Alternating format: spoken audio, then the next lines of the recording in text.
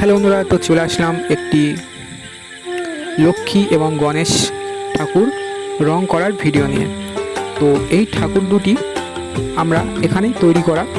তো রঙগুলো চটে যাওয়ার কারণে তারাই আবার রং করতে দিয়ে গেছে আমাদের কাছে। তো সেই ঠাকুরগুলিকে আজ আমি রং করছি। রংটি কেমন হচ্ছে বা কীরকমই হচ্ছে অবশ্যই কমেন্টে জানাবেন। তো এরকমই ছোট ছোট শর্ট ভিডিও বা লং ভিডিও, যে কোনো ভিডিও দেখতে হলে অবশ্যই সজল আর্ট হাউস চ্যানেলটিকে সাবস্ক্রাইব করবেন। তো এখানে আমি শাড়ি ডিজাইনটা প্রায় করা শুরু করে দিয়েছি।